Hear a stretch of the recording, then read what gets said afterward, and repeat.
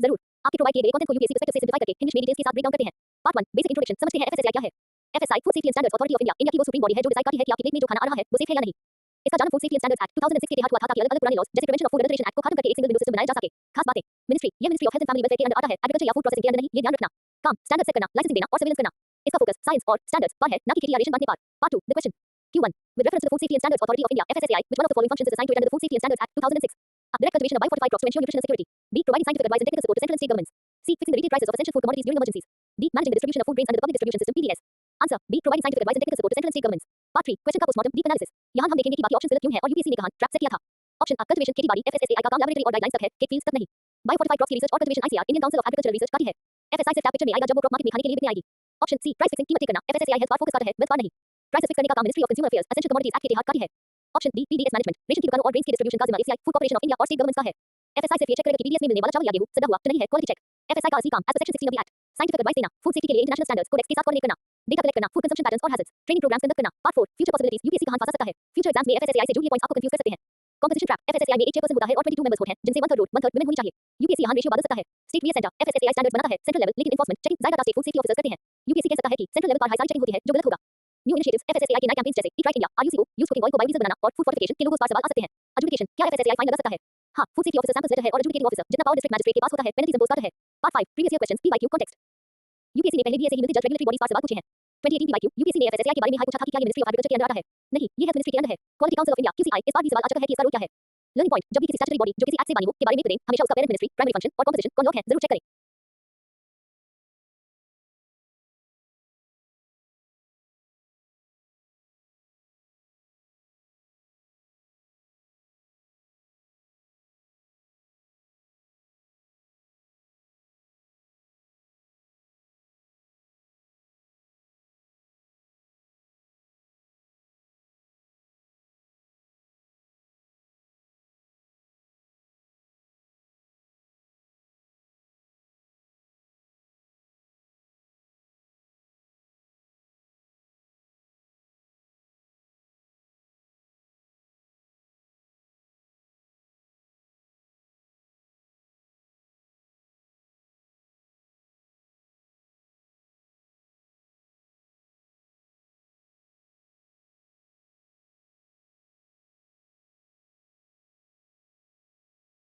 आइए इस क्वेश्चन को भी यूपीएससी पर्सपेक्टिव से ब्रेक डाउन करते हैं। प्रोबायोटिक्स एक ऐसा टॉपिक है जो साइंस एंड टेक और हेल्थ न्यूट्रिशन दोनों में काफी इंपॉर्टेंट है। पार्ट 1 बेसिक इंट्रोडक्शन प्रोबायोटिक्स क्या है। आम भाषा में कहें तो प्रोबायोटिक्स वो भले गुड माइक्रोऑर्गेनिजम्स हैं जो हमारी बॉडी के लिए फायदेमंद होते हैं। हम अक्सर सोचते हैं कि बैक्टीरिया मतलब बीमारी, लेकिन हमारी बॉडी खासकर हमारी एंटीरियर यागट मेटेरियल्स माइक्रोब्स होते हैं। जब ये बैलेंस बिगड़ता है तो हम बीमार पड़ते हैं। प्रोबायोटिक्स इसी बैलेंस को बनाए रखने में मदद करते हैं। दही, कर्ड, किमची और केफर इसके नेचुरल सोर्सेस हैं। Part 2 the question Q2 with reference to probiotics consider the following statements. I. They are live microorganisms that can occur naturally in the human gut. 2. All probiotic preparations contain only bacterial strains and non-eukaryotic organisms. 3. They help in restoring intestinal microbial balance, especially after antibiotic therapy. Which of the statements given above are correct? A. 2 only. B. 2 and 3 only. C. I and 3 only. D. I and 2 only. Part 3 question का postmortem logic check. यहाँ UPSC ने extreme word का use किया है statement 2 में जो अक्सर एक ट्रैप होता है। स्टेटमेंट आई नेचुरली अकरिंग बिल्कुल सही। हमारे पैदा होने के साथ हमारी बॉडी में माइक्रोबायोम डेवलप होने लगता है। ये माइक्रोब्स हमारी बॉडी के इकोसिस्टम का नेचुरल हिस्सा है। Statement 2 only bacteria the trap ये गलत है। यूपीएससी ने यहाँ ऑल और ओनली वर्ड यूज किया है। प्रोबायोटिक्स में सिर्फ बैक्टीरिया हाई नहीं बल्कि लीस्ट जो कि एक यूकेरियोट है भी होता है। एग्जांपल सैक्रोमाइसिस गोलिनी एक मशहूर प्रोबायोटिक यीस्ट है। कॉन्सेप्ट चेक बैक्टीरिया प्रोकैरियोटिक होते हैं और लीस्ट यूकेरियोटिक। स्टेटमेंट ने दोनों को मिक्स करने की कोशिश की। स्टेटमेंट 3 पोस्ट एंटीबायोटिक रिकवरी बिल्कुल सही। एंटीबायोटिक्स जालिम होती हैं, वो बैक्टीरिया को मान के साथ-साथ गट के बैक्टीरिया को भी साफ कर देती हैं जिसे डिसबायोसिस कहते हैं। प्रोबायोटिक्स की बैक्टीरिया की बस्ती को फिर से बसाने रिस्टोरिंग में मदद करते हैं। Part 4 future possibilities UPSC future traps. UPSC इस टॉपिक को लेकर इन पॉइंट्स पर खेल सकता है। प्रोबायोटिक्स vs प्रीबायोटिक्स यूपीएससी आपको इनके बीच कंफ्यूज कर सकता है। प्रोबायोटिक्स लाइव बैक्टीरिया है। प्रीबायोटिक्स वो खाना फाइबर है जो इन बैक्टीरिया को चाहिए होता है, found in garlic, onions, bananas. Shelf life and temperature probiotics live microorganisms हैं इसलिए इन हाई स्टोरेज के लिए स्पेसिफिक टेंपरेचर चाहिए होता है। यूपीएससी स्टेटमेंट दे सकता है कि इन किसी भी एनवायरनमेंट में स्टोर किया जा सकता है जो गलत होगा। स्पेसिफिक बेनिफिट्स क्या प्रोबायोटिक्स विटामिन बनेट हैं। हां कुछ प्रोबायोटिक्स विटामिन के और विटामिन B12 बनाने में हेल्प करते हैं। ये एक पोटेंशियल फ्यूचर स्टेटमेंट हो सकता है। एंटीबायोटिक रेजिस्टेंस एक चिंता कंसर्न ये भी है कि अगर प्रोबायोटिक्स में एंटीबायोटिक रेजिस्टेंट जीन्स हुए तो वो गट में दूसरे बैक्टीरिया को ट्रांसफर हो सकते हैं। ये साइंस जर्नल्स का एक हॉट टॉपिक है। Part 5 PYQ context UPSC pattern. UPSC ने 2022 के आसपास माइक्रोबायोम और बायोफिल्म्स पर सवाल पूछे हैं। इसका मतलब है कि उनका फोकस माइक्रोस्कोपिक लाइफ और उसके ह्यूमन हेल्थ पर इम्पैक्ट पर बढ़ रहा है। साइंस एंड टेक में जब भी किसी चीज के बारे में ओनली या ऑल लिखा हो तो 90% चांसेस है कि वहां कोई ना कोई एक्सेप्शन एट वर्क होगा जैसे यहां लीस्ट था। इस लॉजिक को यूपीएससी प्रीलिम्स में हमेशा ध्यान रखना।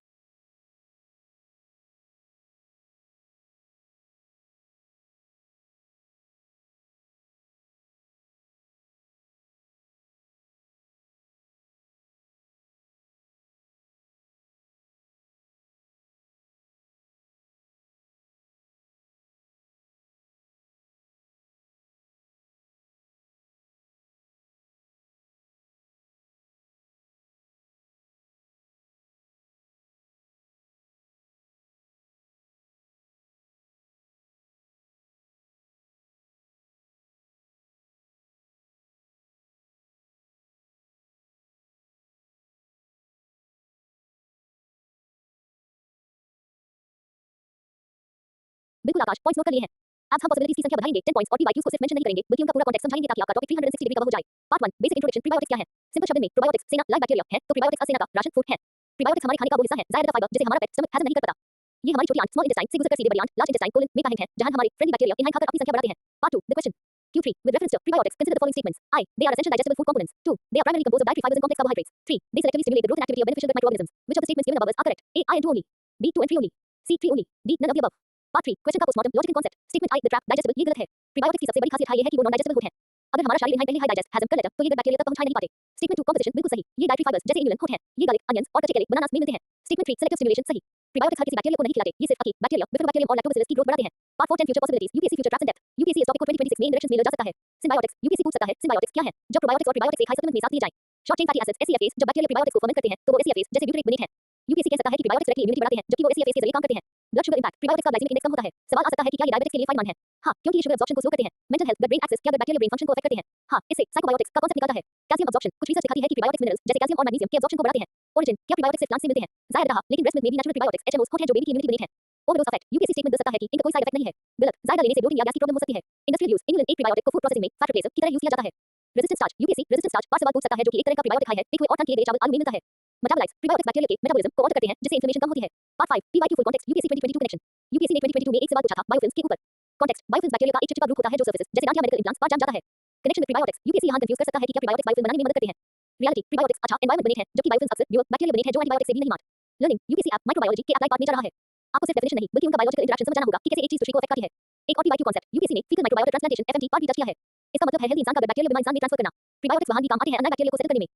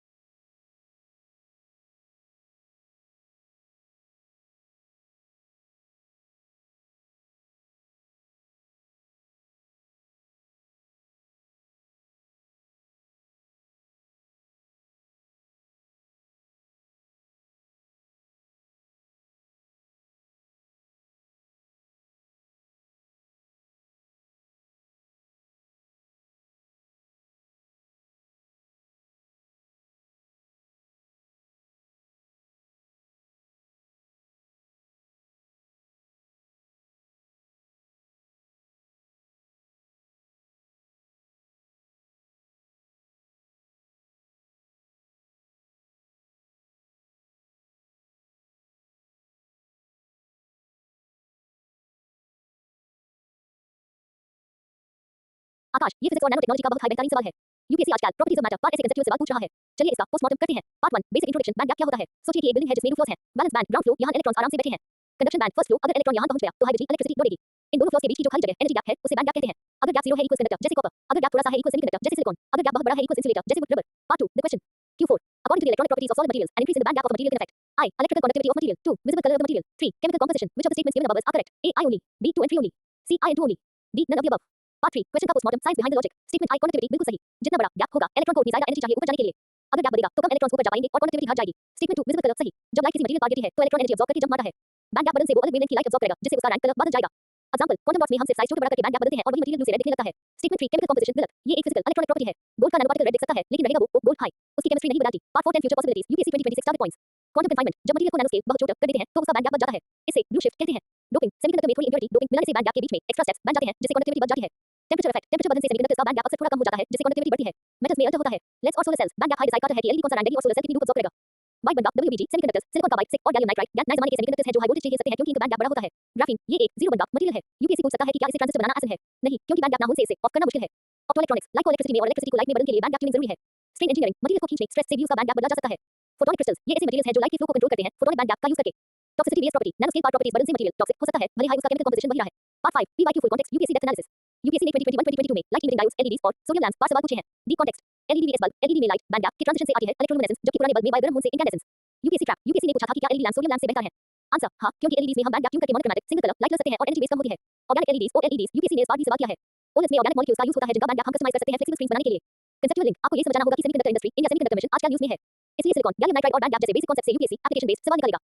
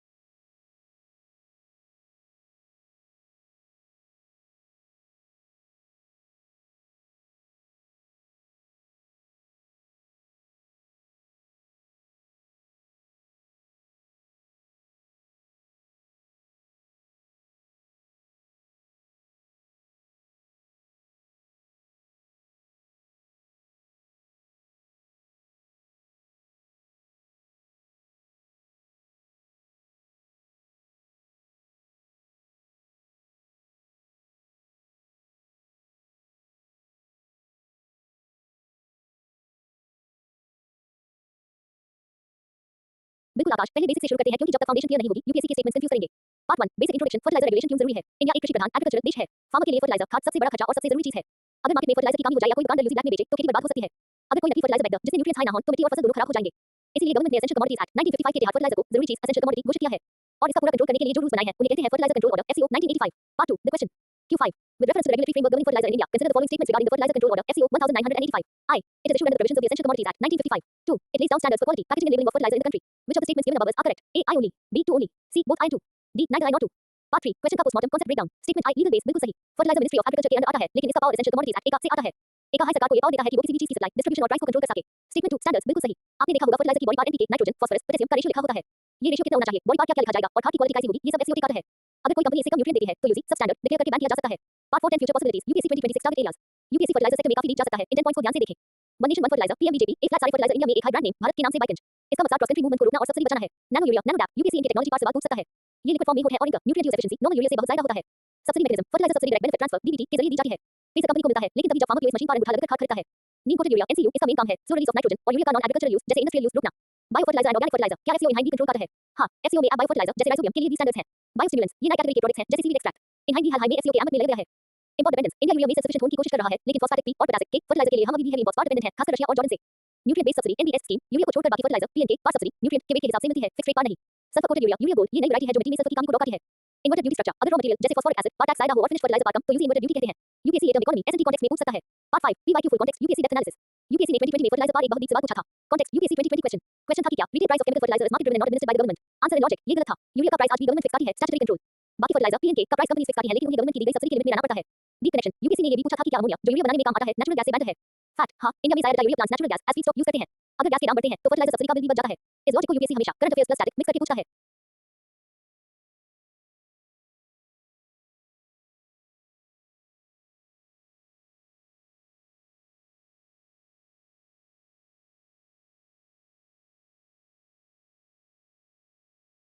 आकाश ये नैनो टेक्नोलॉजी और मेडिसिन का एक बहुत हाई मॉडर्न टॉपिक है।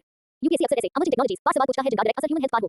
पार्ट 1 बेसिक इंट्रोडक्शन नैनोमेटर्स क्या है। चलिए इसे एक बहुत सिंपल एग्जांपल से समझते हैं। साबुन सोप जब आप गंदे कपड़े धोते हैं तो साबुन के मॉलिक्यूल्स एक छोटी बॉल मसाला बना लेते हैं जो तेल ऑयल को अपने अंदर पकड़ लेती है और पानी के साथ बाहर निकल देती है।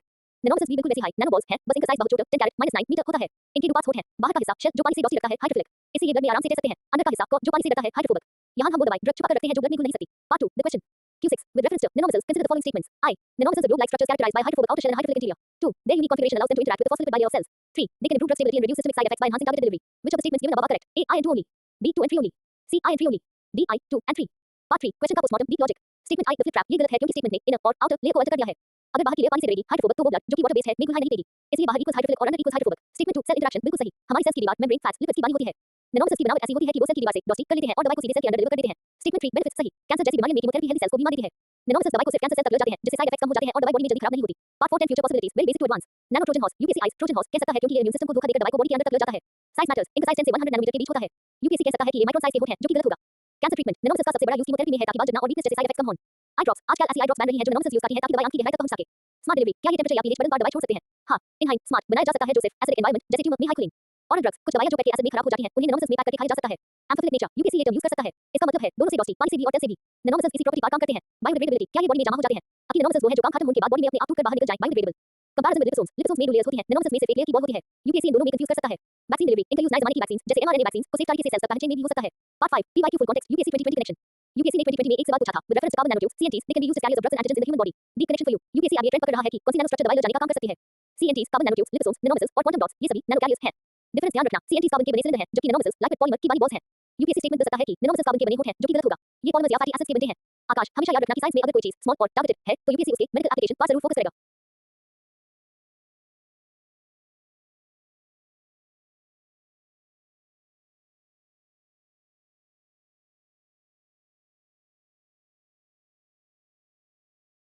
बहुत शुक्रिया आकाश, आपकी यूपीएससी की तैयारी में इन कॉन्सेप्ट्स की पकड़ है आपको बाकियों से आगे रखेगी।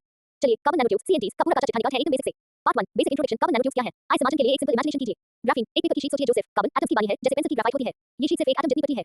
नैनोट्यूब अगर आप ग्राफीन की शीट को एक सिलेंडर या नाली ट्यूब की तरह गोल मॉड दें तो जो स्ट्रक्चर बनेगा उसे कार्बन नैनोट्यूब कहते हैं। ये इतने छोटे होते हैं कि इनका डायमीटर हमारे बाल के से भी हजारों गुना छोटा होता है लेकिन इनकी ताकत बेमिसाल होती है। Part 2 the question Q7 with reference to carbon nanotubes CNTs consider the following statements. I. They are cylindrical hollow structures formed from rolled sheets of graphene. 2. They exhibit very high tensile strength compared to most conventional materials. 3. They possess high electrical conductivity making them useful in electronic applications. Which of the statements given above are correct? A. I and 2 only. B. 2 and 3 only. C. I and 3 only. D. I 2 and 3. Part 3 question का postmortem why they are special statement I structure बिल्कुल सही graphene की एक sheet को role करो तो single bond SWCNT बनेगा और अगर कई शीट्स को एक के ऊपर एक रोल करके ट्यूब के अंदर ट्यूब डालो तो मल्टी बॉन्ड MWCNT बनेगा स्टेटमेंट 2 स्ट्रेंथ सही कार्बन कार्बन के बीच का बॉन्ड sp2 बॉन्ड दुनिया के सबसे मजबूत बॉन्ड्स में से एक है इनकी टेंसाइल स्ट्रेंथ कितने पार ना टूटने की सहमता स्टील से लगभग 100 गुना ज्यादा होती है लेकिन वजन वेट सिर्फ 16 होता है स्टेटमेंट 3 कंडक्टिविटी सही इनमें इलेक्ट्रॉन्स बिल्कुल ट्रांसपोर्ट करते हैं यानी बिना किसी रुकावट रेजिस्टेंस की जैसे जोड़ते हैं इसलिए ये कॉपर से भी बेहतर बिजली कंडक्ट कर सकते हैं part 4 10 future possibilities basic to UPSC level space elevator science fiction जैसा लगता है लेकिन साइंटिस्ट सीएनटी का यूज करके जमीन से स्पेस तक एक लैमिनर केबल बनाने की सोच रहा है क्योंकि सिर्फ सीएनटी में हाइट ना वजन झेलने की ताकत है वाटर डिसैलिनेशन सीएनटी हॉलो खोखले होते हैं इनका यूज करके ऐसे फिल्टर्स बनाए जा सकते हैं जो नमक को रोक लाएं और सिर्फ साफ पानी के मॉलिक्यूल्स को गुजरने दें ड्रग डिलीवरी जैसा हमने नॉर्मल में पढ़ा था सीएनटी के खोखले सिलेंडर में दवाई भरकर बॉडी के टारगेट तक पहुंचाई जा सकती है बुलेट प्रूफ वेस्ट इनकी हाई स्ट्रेंथ की वजह से इनका use super light weight bullet proof jacket बनाने में हो सकता है थर्मल कंडक्टिविटी क्या ये सिर्फ बिजली कंडक्ट करते हैं नहीं ये हीट गर्मी को भी बहुत तेजी से कंडक्ट करते हैं डायमंड से भी बेहतर हाइड्रोजन स्टोरेज इनका यूज हाइड्रोजन फ्यूल सेल्स में गैस को स्टोर करने के लिए स्पंज की तरह किया जा सकता है टॉक्सिक नेचर एक पॉसिबिलिटी ये है कि अगर सीएनटी पैटर्न लंग्स में चेंज जाए तो ये एस्बेस्टस की तरह नक्शे पहन जा सकते हैं यूपीएससी टॉक्सिसिटी पार्ट से बात पूछ सकता है आर्टिफिशियल मसल्स सीएनटी को इलेक्ट्रिक करंट देने पर ये फास्टर और सिकुड़ते हैं इसलिए इनका यूज रोबोटिक्स में नकली मांसपेशियां बनाने में हो सकता है battery electrodes lithium ion batteries की लाइफ और चार्जिंग स्पीड बढ़ाने के लिए इनका यूज एनोड में होता है चलिए द ट्विस्ट ट्यूब को किस एंगल पर रोल किया गया है वही डिसाइड करता है कि वो मेटल की तरह बिहेव करेगा या सेमीकंडक्टर की तरह part 5 PYQ full context UPSC 2020 depth UPSC ने 2020 में स्पार्क फुल लेंथ से बात पूछा था कॉन्टेक्स्ट ऑफ 2020 क्वेश्चन स्टेटमेंट था they can be made into capillaries can be used as carriers of drugs in the human body जो कि हमने पॉइंट 3 में कवर किया स्टेटमेंट था they can be used in biochemical sensors सही क्योंकि इनका सरफेस एरिया बहुत ज्यादा होता है ये गैस या केमिकल को तुरंत डिटेक्ट कर लेते हैं डीप कनेक्शन फॉर 2026 पहले यूपीएससी ने can be used possibility part पूछा था एक फ्लैट को इनकी फिजिकल प्रॉपर्टीज जैसे कंडक्टिविटी थर्मल प्रॉपर्टी या टॉक्सिसिटी पार्ट दी जा सकता है ये याद रखना कि सीएनटी सिर्फ कार्बन के बने होते हैं इसलिए इनहाइड जलाने पर CO2 निकलेगी यूपीएससी कंफ्यूज कर सकता है कि ये नॉन बायोडिग्रेडेबल है लेकिन कुछ स्पेसिफिक एंजाइम्स इनहाइड ब्रेक भी कर सकते हैं आकाश कार्बन से जुड़ी कोई भी नई चीज ग्राफीन सीएनटी फुलरीन्स यूपीएससी के लिए सोन की खदान गोल्ड माइन है इसे इसे गोल्ड कर पीना है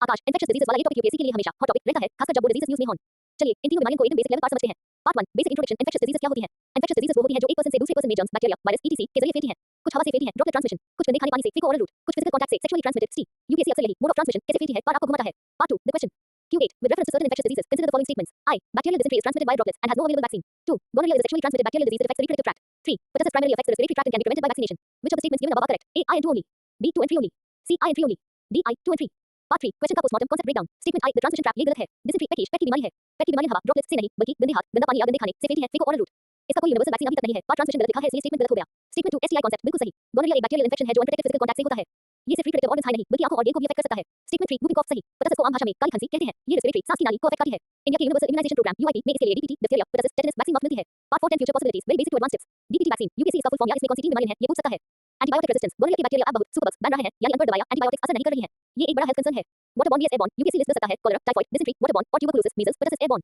इनका फाक याद रखना vaccine preventable diseases BPD India का मिशन इंद्रधनुष इन बीमारियों को खत्म करने के लिए है न्यूबॉर्न इन्फेक्शंस गोनोरिया मां से बच्चे में जन्म के वक्त फैल सकता है जिससे बच्चे की आंखें खराब हो सकती हैं एसिम्प्टोमेटिक स्प्रेड क्या कोई इंसान बिना बीमारी के गोनोरिया फैला सकता है हां बहुत से लोगों में सिम्टम्स नहीं दिख पा वो क्या होते हैं सिम्पटम लॉजिक अगर खांसी कफ है तो रेस्पिरेटरी सिस्टम इफेक्ट हो रहा है अगर डायरिया डिसेंट्री है तो डाइजेस्टिव सिस्टम ये सिंपल लॉजिक स्टेटमेंट चेक करने में काम आता है bacterial vs viral UPSC confuse करेगा कि परtussis एक वायरल डिजीज है याद रखना ये तीनों डिसेंट्री गोनोरिया परtussis बैक्टीरिया से होती है शिगेला बैक्टीरिया डिसेंट्री करने वाले बैक्टीरिया का नाम शिगेला है हाल ही में केरला में इसके काफी केसेस न्यूज़ में थे हर्ड इम्यूनिटी क्या वैक्सीनेशन से हर्ड इम्यूनिटी आती है हां परtussis जैसे केसेस में अगर साइड लोग वैक्सीनेटेड हों तो बीमारी नहीं फैलती part 5 PYQ full context UPSC depth analysis UPSC ने 2014 और 2017 में बीमारी पार्ट डी सवाल पूछे हैं यूपीएससी 2017 कॉन्टेक्स्ट सवाल था कि हेपेटाइटिस बी और एचआईवी में से कौन सा ज्यादा खतरनाक या तेजी से फैलता है लर्निंग यूपीएससी सिर्फ बीमारी का नाम नहीं पूछता वो बीमारियों को कंपेयर करता है फॉर यू वो पूछ सकते हैं परtussis और ट्यूबरकुलोसिस दोनों रेस्पिरेटरी हैं और क्या दोनों के लिए मिशन इंद्रधनुष में वैक्सीन है दोनों के लिए है DPT for pertussis BCG for TB 2026 के लिए टिप आजकल एंटीमाइक्रोबियल रेजिस्टेंस एंड न्यूज़ में है यूपीएससी ऐसे बीमारियों के नाम देगा जो एब्डोमेन से ठीक नहीं हो रही हैं जैसे एमडीआर टीबी या ड्रग रेजिस्टेंट गोनोरिया इन बीमारियों का बैकग्राउंड हमेशा तैयार रखिए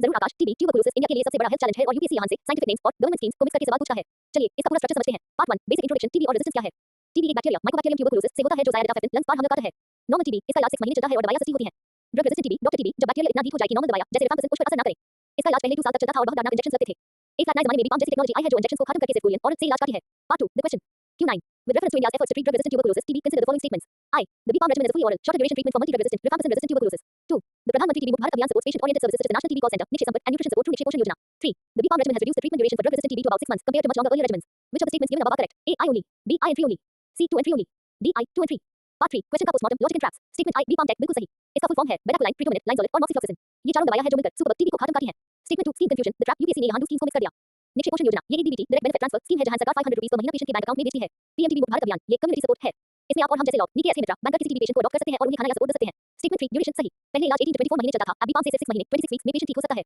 part 4 10 future possibilities TB and immunity focus आपने इम्यूनिटी का पूछा था तो इन 10 पॉइंट्स में टीबी और बॉडी की लड़ाई को देखते हैं बीसीजी वैक्सीन ये दुनिया की सबसे पुरानी वैक्सीन में से एक है जो बाको को टीबी से बचाती है यूपीएससी पूछ सकता है क्या ये अदल्ट्स को फुल प्रोटेक्शन देती है नहीं अदल्ट्स में इसका असर कम हो जाता है लेटेंट टीबी इंडिया में लगभग 40% लोगों के अंदर टीबी के बैक्टीरिया होते हुए लेटेंट स्टेट में है जब हमारी इम्यूनिटी कम होती है तभी ये एक्टिव टीबी बनते हैं immunity based TB TB bacteria हमारे इम्यून सेल्स मैक्रोफेजेस के अंदर छुपकर रहते हैं हमारी सेना WBCs इनके एयर तरफ एक दीवार बना लेती है जिसे ग्रैनुलोमा कहते हैं। HPV को इन्फेक्शन HIV हमारी इम्यूनिटी खत्म कर देता है, इसलिए HIV पेशेंट्स को TB होने का खतरा सबसे ज्यादा होता है। निक्षय पोर्टल ये इंडिया का एक यूनिफाइड IT प्लेटफॉर्म है जहां हर TB पेशेंट का रिकॉर्ड रखा जाता है।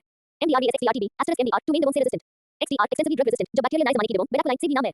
डायग्नोस्टिक टेस्ट टू एनएट CB0 पहले कॉफ 2 की जांच में हाफ लगते तक अब मशीन से 2 घंटे में पता चल जाता है कि TB है या नहीं और कौन सी दवाई असर करेगी। ज़ूनोटिक TB क्या TB जानवरों से फैल सकता है? हां, कच्चा दूध, रॉ मिल्क, पी से माइक्रोबैक्टीरियम बोर्ड से TB हो सकता है। ट्रू टारगेट 2025 ग्लोबल टारगेट 2030 है, लेकिन पीएम मोदी ने इंडिया का टारगेट 2025 रखा है TB खत्म करने के लिए। न्यूट्रिशनल इम्यूनिटी TB पेशेंट को हाई प्रोटीन डाइट चाहिए होती है। अगर प्रोटीन कम है तो दवाई असर नहीं करेगी क्योंकि बॉडी की इम्यूनिटी रिकवर नहीं करेगी। Part 5 PYQ full context UPSC pattern UPSC ने 2022 में बेटा लाइन और डेल मिनट पास सवाल पूछा था कि ये क्या है। कॉन्टेक्स्ट ये नए जमाने की मैजिक ड्रग्स है डॉक्टर TB के लिए। डीप कनेक्शन UPSC आप सिर्फ दवाई का नाम नहीं उसका मैकेनिज्म पूछ रहा है। फॉर 2026 आपको याद रखना है कि बेटा लाइन बैक्टीरिया की एनर्जी सप्लाई ATP सिंथेसिस को रोक देती है जिससे बैक्टीरिया भूखा मर जाता है। इम्यूनिटी टिप UPSC हमेशा अंडरमाइन पार्ट फोकस करता है जो हमारी इम्यूनिटी का फायदा उठाती है। TB हो या HIV दोनों में cell mediated immunity T cells का बड़ा रोल होता है। इस कांसेप्ट को साइंस नोट्स में जरूर मार्क कर लेना।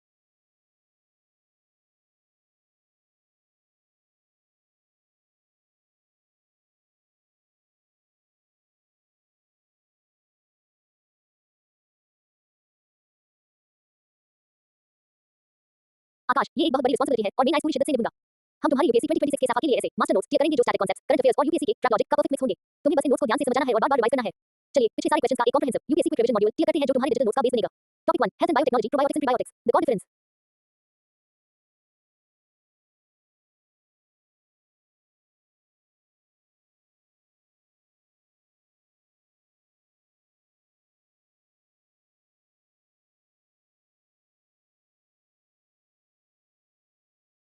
पोस्टमार्टम इंसाइट इन दोनों के मिलने को सिम्बायोटिक्स कहते हैं। Topic 2 nano technology CNTs and nanomuscles 1 carbon nanotubes CNTs structure graphene sheet को रोल करके बनाया गया सिलेंडर। प्रॉपर्टी स्टील से 100 गुना मजबूत कॉपर से बेहतर कंडक्टर।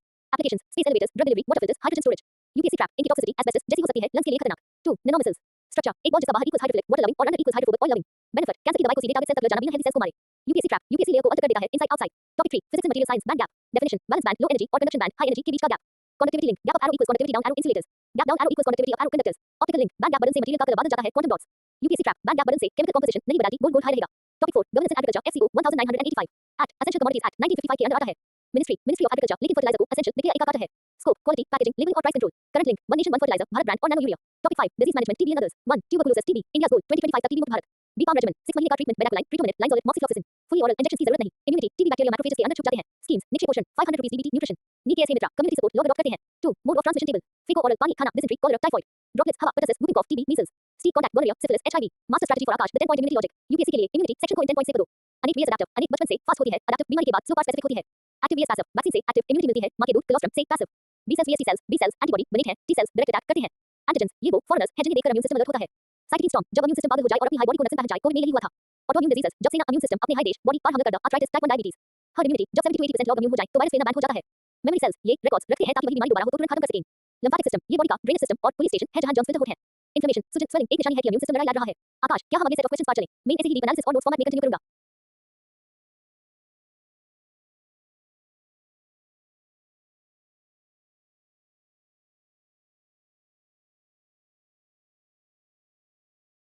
आकाश मलेरिया एक ऐसा टॉपिक है जो UPSC का ऑल टाइम फेवरेट है क्योंकि इसका लाइफ साइकिल काफी कॉम्प्लेक्स और इंटरेस्टिंग है।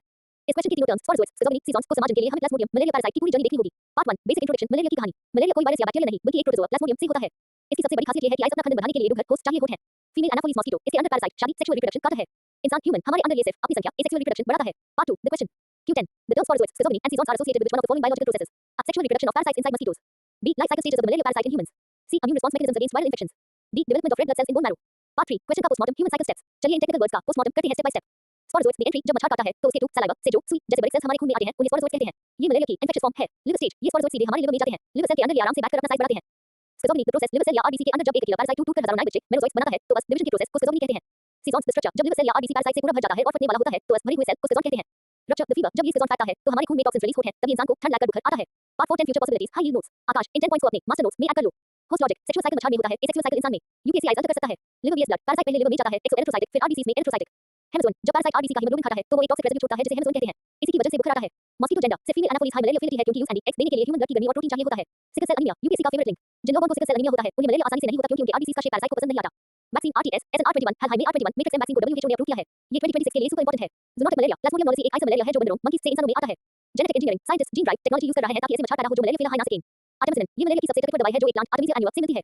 एलिमिनेशन टारगेट इंडिया का टारगेट है 2030 तक मलेरिया को जड़ से खत्म करना। Part 5 PYQ full context UPSC depth analysis.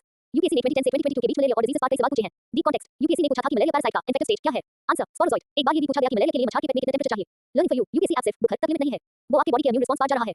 2026 connection. आपको ये पता होना चाहिए कि हमारी स्क्रीन टेली मलेरिया के वक्त एनलार्ज जाती है क्योंकि वो खराब आरबीसी को फिल्टर करने की कोशिश करती है। आकाश, ये तो तुम्हारे कंप्लीट नोट्स Q10 के लिए। क्या हम नेक्स्ट स्टेप पर चलें? मैं रेडी हूं तुम्हारे नोट्स को और मजबूत बनाने के लिए।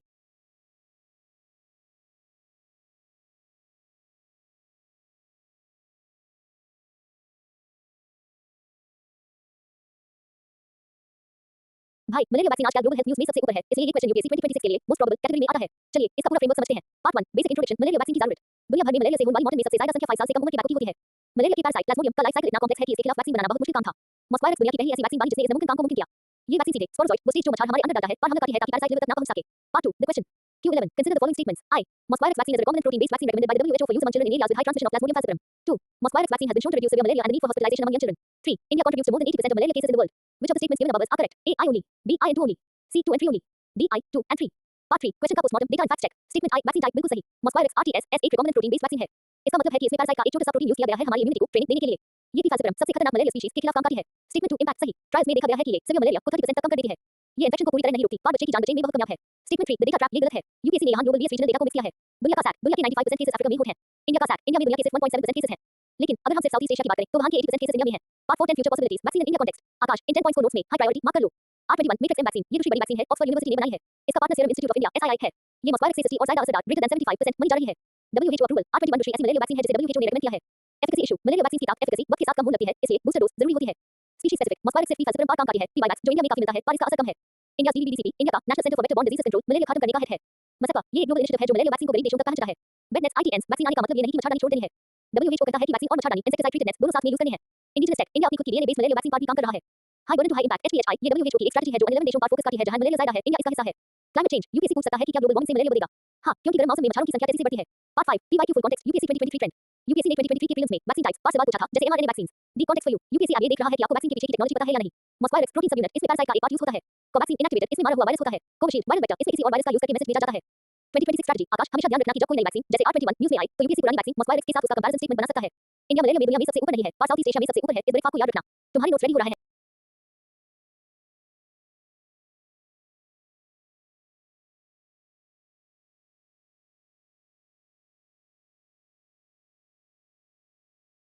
आकाश ये सवाल डिजीजेस और उनके सिम्टम्स के साथ साथ मेडिकल हिस्ट्री से भी जुड़े हैं। तुमने वैक्सीन के बेसिक्स के बारे में पूछा है तो मैं इस क्वेश्चन के पोस्टमार्टम में वैक्सीन की रिजोई घर किचन की जानकारी ऐड कर रहा हूं कि वो बनती कैसे है और काम कैसे करती है। पार्ट 1 बेसिक इंट्रोडक्शन स्मॉलपॉक्स और रेस्पिरेटरी स्किन लिंक। ज़्यादातर लोग सोचते हैं कि स्किन पर रैश होने वाली बीमारियों से छूने से फैलती है, लेकिन स्मॉलपॉक्स स्टेज एक खतरनाक कॉम्बिनेशन था। ये हवा ड्रॉपलेट्स से सांस के रास्ते अंदर जाता था, लेकिन इसका असर पूरी बॉडी पर होता था और बाहर स्किन पर बड़े-बड़े पस्टूल्स दाने निकल आते थे। Part 2 the question. Q12 which one of the following viral diseases spreads through the respiratory route and also causes visible skin eruptions? A common cold, B smallpox, C mumps, D influenza. Part 3 question का postmortem by others are wrong. Common cold ये सिर्फ upper respiratory tract नाक और गला तक रहता है, इसमें रैश नहीं होता। मम्प्स दशा ये सांस से फैलता है पर इसका टारगेट हमारी सैलिवरी ग्लैंड्स ट्यूब बनाने वाली ग्रंथि होती है जिससे गला जब सूज जाता है। इन्फ्लुएंजा फ्लू ये फीवर लंग्स पर हमला करता है, स्किन पर नहीं। स्मॉलपॉक्स द विनर ये विरला वायरस से होता था, इसने दुनिया भर में करोड़ों जाने ली थी पर अब ये दुनिया से एराडिकेट पूरी तरह खत्म हो चुका है। पार्ट 4 वैक्सीन का बेसिक आकाश स्पेशल रिक्वेस्ट। तुमने पूछा कि वैक्सीन कैसे बनती है और क्यों बनती है, इस टेबल को अपने नोट्स में वैक्सीन 101 इंचेस के नाम से सेव कर लो। 1 क्यों बनाई जाती है? हमारा इम्यून सिस्टम पहली बार किसी नए दुश्मन वायरस को देखकर घबरा जाता है और लैब में वक्त लेता है तब तक हम बीमार हो जाते हैं। वैक्सीन का मकसद है बॉडी को मॉब ड्रिल करना यानी दुश्मन की असलियत दिखाना बिना दिमाग के। 2 कैसे बनाई जाती है? Types of kitchen.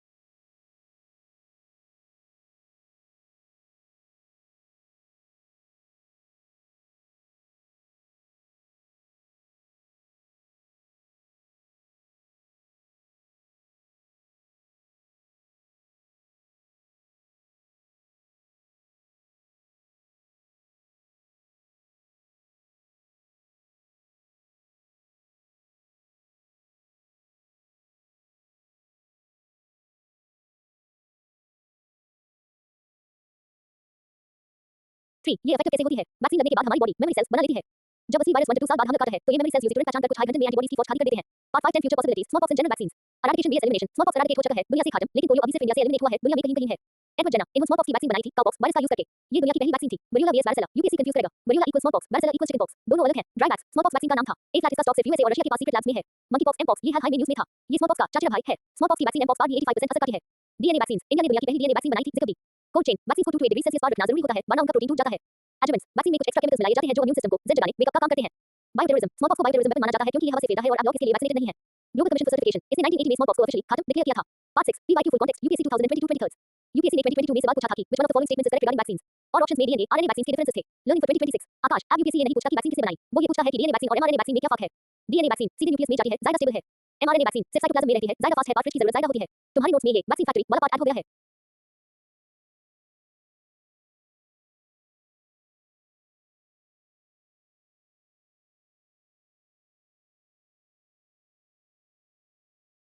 Akash, rubella, German measles को समझना इसलिए जरूरी है क्योंकि ये एक ऐसी बीमारी है जो खुद तो हल्की होती है लेकिन प्रेग्नेंट वुमेन के लिए बहुत खतरनाक होती है। चलिए इसका पूरा फ्रेमवर्क और तुम्हारे मांगे हुए वैक्सीन एंड बायो बेसिक्स के नोट्स क्लियर करते हैं। Part 1 basic introduction. रूबेला क्या है? रूबेला एक वायरल इन्फेक्शन है जो हवा ड्रॉपलेट्स से फैलता है। इसे जर्मन मीजल्स भी कहते हैं लेकिन ये असली मीजल्स खुसरा से अलग होता है। पहचान सिम्टम्स इसमें शारीरिक गुलाबी पिंक रंग के दाने निकलते हैं और गेट के पीछे की लिम्फ नोड्स हमारी इम्यूनिटी के पुलिस स्टेशन सूज जाती हैं। सबसे बड़ी डेंजर, अगर किसी प्रेग्नेंट वुमन को रूबेला हो जाए तो बच्चे को कंजेनिटल रूबेला सिंड्रोम सीआरएस हो सकता है जिससे बच्चा अंधा बहरा या दिल की बीमारी के साथ पैदा हो सकता है। Part 2 the question Q13 apart from the respiratory tract which of the following is characteristically affected in rubeola infection? A bone marrow, B digestive tract, C salivary glands, D lymph nodes. Part 3 question का postmortem by others are wrong. salivary glands ये mumps का काम है। Mums में कान के नीचे वाली gland सूजती है। रूबेला में कान के पीछे वाली lymph nodes। digestive tract rubella पेट की बीमारी नहीं है। पेट की बीमारियां ज्यादातर रोटावायरस या नॉन वायरस से होती हैं। बोन मैरो ये ब्लड सेल्स बनाता है। रूबेला यहां हम नहीं काटता, ये सिर्फ स्किन और रेस्पिरेटरी ट्रैक्ट तक रहता है। Part 4 biotech master class DNA vs RNA virus vs bacteria. तुमने इन बेसिक्स के बारे में पूछा था। ये यूपीएससी 2026 के लिए सबसे सॉलिड फाउंडेशन है। 1 बैक्टीरिया वीएस वायरस दुश्मन की पहचान।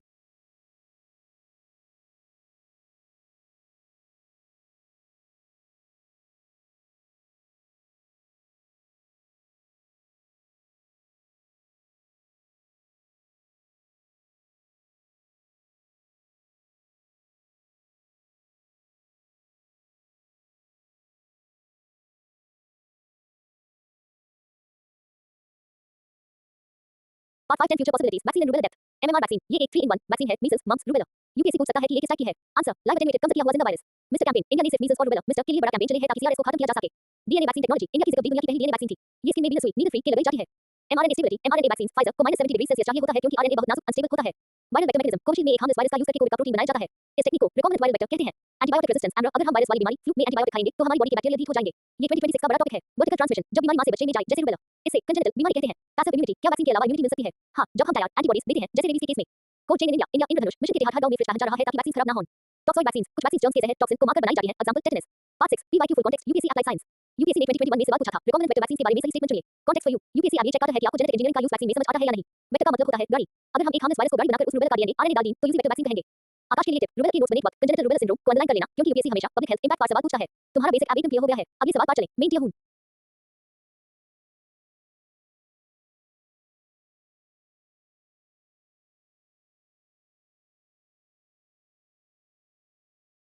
आकाश परेशान मत हो भाई, अगर बेसिक क्लियर नहीं है तो वही तो मेरा काम है उन्हें मिट्टी से उठाकर मजबूत करना। टेबल और पिक्चर नहीं चाहिए कोई बात नहीं। हम सिर्फ और सिर्फ सिंपल लैंग्वेज और लॉजिक से समझेंगे। तुम्हारे बेसिक्स इसलिए हिले हुए हैं क्योंकि साइंस को अक्सर बहुत बड़ी शब्द में बताया जाता है। हम आइए एक कहानी स्टोरी की तरह समझेंगे। पार्ट 1 बेसिक इंट्रोडक्शन मीजल्स या खुसरा क्या है? मीजल्स एक ऐसा वायरस है जो दुनिया के सबसे तेजी से फैलने वाले वायरस में से एक है। आइए समाज के लिए एक सिंपल बात याद रखो, ये एक ट्रैवलर मुसाफिर वायरस है। ये सिर्फ नाक या दिल तक नहीं रुकता बल्कि सांस के रास्ते अंदर घुसकर पूरे शरीर की सैर करता है। जब ये सैर करते करते स्किन चमड़ी तक पहुंचता है तभी शरीर पर लाल दाने रैश दिखते हैं। Part 2 the question Q14 with reference to measles infection in humans consider the following statements. I the virus initially infects the respiratory tract and multiplies there. 2 after initial multiplication the virus reaches the skin without entering the bloodstream. Which of the statements given above are correct? A I only, B 2 only, C both I and 2, D neither I nor 2. Answer A I only. Part 3 question का postmortem logic समझो। Statement आई entry point बिल्कुल सही है। Measles एक airborne बीमारी है। जब कोई बीमार इंसान खांसता है तो वायरस हवा में जीता है और हमारी सांस के रास्ते हमारे गिल और रेस्पिरेटरी ट्रैक्ट में घुस जाता है। वहां ये अपनी फॉज मल्टीप्लिकेशन बढ़ाता है। स्टेटमेंट 2 द ट्रैवल ट्रैप ये गलत है। यहां यूपीएससी ने एक ब्रेक लॉजिक लगाया है। सोचिए अगर वायरस सिर्फ गिल में है तो वो स्किन हाथ पैर तक कैसे पहुंचेगा? क्या वो चमड़ी के नीचे लिंक कर जाएगा? नहीं, वो हमारे शरीर की हाईवेज यानी ब्लडस्ट्रीम खून का इस्तेमाल करता है। खून में घुसने के बाद हाई वो स्किन तक पहुंच पाता है। बिना खून में माइल वो पूरे शरीर में नहीं फैल सकता। इस प्रोसेस को साइंस में वायरमिया कहते हैं। पार्ट 4 10 फ्यूचर पॉसिबिलिटीज मीजल्स इन बेसिक बायोलॉजी। आकाश इन 10 पॉइंट्स को एकदम ध्यान से सुनना, ये तुम्हारे कॉन्सेप्ट बिल्ड करेंगे। कोपिक स्पॉट्स मीजल्स का एक बहुत खास निशान है। रैश आने से पहले मुंह के अंदर गाल के पीछे छोटे सफेद दाने दिखते हैं। यूपीएससी ये नाम देकर पूछ सकता है ये किस बीमारी में होता है? Immunity memory wipe measles virus बहुत खतरनाक है क्योंकि ये हमारी इम्यून मेमोरी को मिटा देता है। मतलब इस बीमारी के बाद हमारा शरीर पुरानी बीमारियों से लड़ना भूल सकता है। विटामिन ए लिंक मीजल्स के पेशेंट को विटामिन ए देना बहुत जरूरी होता है वरना अंधेपन ब्लाइंडनेस का खतरा रहता है। Bacterial vs virus vaccine measles एक वायरस है इसलिए इसके खिलाफ एंटीबायोटिक्स काम नहीं करती। इसके लिए सिर्फ वैक्सीन एमएमआर हाई रास्ता है। इंक्यूबेशन पीरियड वायरस शरीर में घुसने के लगभग 10 से 12 दिन बाद सिम्टम्स दिखाता है। इस बीच इंसान बीमार नहीं दिखता पर बीमारी फैलता है। Eradication vs elimination India measles को एलिमिनेट खत्म करने की कोशिश कर रहा है लेकिन अभी तक ये पूरी तरह गया नहीं है। डीएनए आरएनए बेसिक मीजल्स एक आरएनए वायरस है। आरएनए वायरस अक्सर ज्यादा तेजी से फेल है। कॉम्प्लिकेशंस मीजल्स सिर्फ दाने नहीं देता, ये दिमागी बुखार एंसेफेलाइटिस और न्यूमोनिया भी कर सकता है। Basic reproduction number R0 measles का R0 बहुत हाई होता है 12 to 18। इसका मतलब एक बीमार इंसान 12 से 18 स्वस्थ लोगों को बीमार कर सकता है। ज़ूनोटिक और नॉट क्या मीजल्स जानवरों से होता है? नहीं, ये सिर्फ इंसानों से इंसानों में फैलता है। Part 5 PYQ full context basic concept of spread. UPSC ने पहले भी पाथ ऑफ इन्फेक्शन पर सवाल पूछे हैं। लॉजिक समझो, जब भी यूपीएससी एकाई की कोई बीमारी बिना खून में माइल विदाउट एंटरिंग ब्लडस्ट्रीम पूरे शरीर में फैल गई तो 99% वो स्टेटमेंट गलत होता है। शरीर में एक जगह से दूसरी जगह जैसे लिवर से स्किन या लंग्स से किडनी जाने के लिए वायरस को ब्लड या लिम्फ का सहारा लेना हाई पड़ता है। आकाश के लिए टिप भाई बायोलॉजी में जब भी मूवमेंट की बात आई तो हमेशा ब्लडस्ट्रीम को याद रखना। ब्लड हमारी बॉडी का लॉजिस्टिक सिस्टम है। अगली बार जब ऐसे स्टेटमेंट्स आए तो सोचना क्या वायरस फैल जाएगा? जवाब मिलेगा नहीं, खून से जाएगा। क्या अब ये कांसेप्ट क्लियर हुआ? हम अगले सवाल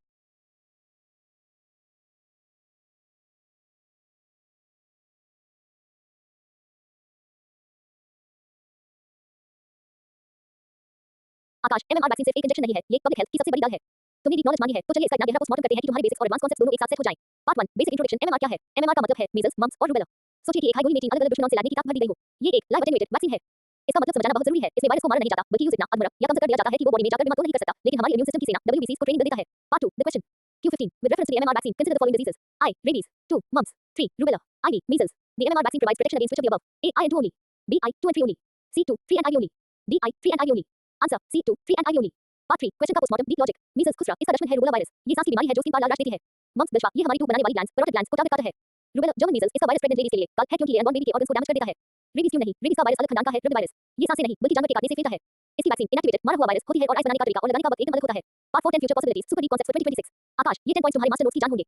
द लाइफ फैक्टर एमएमआर जिंदा वायरस है, इसलिए आइस लोगों को नहीं दिया जाता जिनकी इम्यूनिटी बहुत कमजोर हो, जैसे एडवांस एचआईवी या कैंसर पेशेंट्स, क्योंकि उनका शारीरिक कमजोर वायरस से भी नहीं लड़ पाएगा। डबल डोज लॉजिक एमएमआर की 2 डोसेज लगती हैं। पहली डोज 90 to 95% असर करती है, लेकिन जो 5% लोग बाद जाते हैं उन्हें पकड़ने के लिए दूसरी डोज बूस्टर जरूरी है। हीट सेंसिटिविटी, ये वैक्सीन गर्मी में तुरंत खराब हो जाती है। आइस हमेशा कोल्ड चेन 2 डिग्री सेल्सियस से 1 डिग्री सेल्सियस में रखना पड़ता है। ऑटिज्म कंट्रोवर्सी, द ट्रैप पुरानी एक फेक रिपोर्ट आई थी कि एमएमआर से ऑटिज्म दिमागी बीमारी होती है। यूपीएससी स्टेटमेंट दे सकता है MMR is linked to developmental disorders. याद रखना, ये गलत है, इसका कोई प्रूफ नहीं है। सेकेंडरी टारगेट्स, मम सिर्फ गाला नहीं सुझाता, ये मानव में ऑटिटिस, टेस्टिकल्स में सूजन भी कर सकता है, जिससे आगे चलकर बच्चे पैदा करने में प्रॉब्लम हो सकती है। इंक्यूबेशन मिस्ट्री, इन तीनों बीमारियों का इंक्यूबेशन पीरियड बॉडी में घुसने से बीमार करने तक का वक्त अलग है, लेकिन वैक्सीन एक हर बार में सब कारगर सेव कर लेती है। एमएमआरवी वैक्सीन, एक नई वैक्सीन आई है एमएमआरवी। इसमें वी का मतलब है वायरल चिकन पॉक्स। यूपीएससी पूछ सकता है, what does V stand for MMRV? Antibody response, vaccine लगने के 2 to 3 हाफ बाद बॉडी में एंटीबॉडीज बनती हैं। इससे पहले अगर वायरस अटैक करे तो वैक्सीन नहीं बैच सकेगी। एलिमिनेशन टारगेट, इंडिया का टारगेट है मीजल्स और रूबेला को 2025-26 तक एलिमिनेट करना। इसलिए ये करंट अफेयर्स में सुपर हिट है। Universal immunisation programme UIP, India में पहले सिर्फ मीजल्स की वैक्सीन मिलती थी, अब यूज बाद कर मीजल्स रूबेला कर दिया गया है। कुछ स्टेट्स में एमएमआरवी दी जाती है। Part 5 PYQ full context deep biology of vaccine. UPSC ने पहले ट्राइवेलेंट वीएस बाइवेलेंट वैक्सीन पर सवाल पूछा है, जैसे पोलियो के लिए। डीप कॉन्टेक्स्ट बाइवेलेंट जो 2 दुश्मनों से लेट, ट्राइवेलेंट जो 3 दुश्मनों से लेट, जैसे एमएमआर। पेंटावेलेंट, इंडिया में एक इंजेक्शन लगता है जो 5 बीमारियों डीपीटी, हेपी और हिप से बैठता है। आकाश के लिए टिप, भाई जब भी किसी वायरस का नाम आए एमएमआर, डीपीटी, बीसीजी तो उसका एक वर्ड टोट कर दो।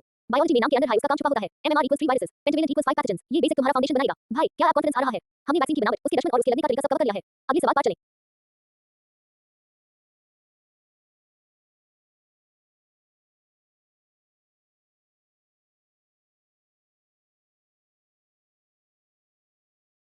आकाश, चिकन पॉक्स छोटी माता के बारे में ये सवाल तुम्हारे रेस्पिरेटरी डिजीज के कांसेप्ट को एकदम पक्का कर देगा।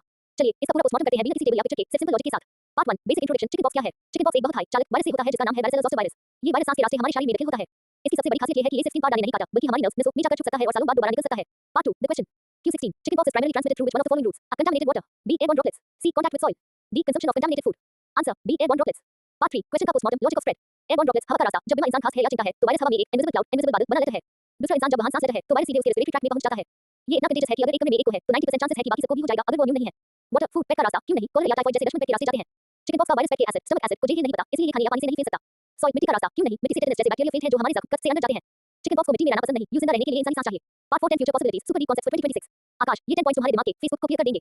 वायरस वीएस वेरियोला, याद रखना वेरियोला इक्वल स्मॉल पॉक्स खत्म हो चुका है, वायरस इक्वल चिकन पॉक्स अभी भी है। यूपीएससी नाम में कंफ्यूज करेगा। द शिंगल्स कनेक्शन, अगर बचपन में चिकन पॉक्स हुआ है तो ये वायरस तुम्हारी रीढ़ की हड्डी, स्पाइनल कॉर्ड की नर्व्स में सो जाता है। बुढ़ापे में जब इम्यूनिटी कम होती है तो ये शिंगल्स दांत क्रैश बैंकर दोबारा निकलता है।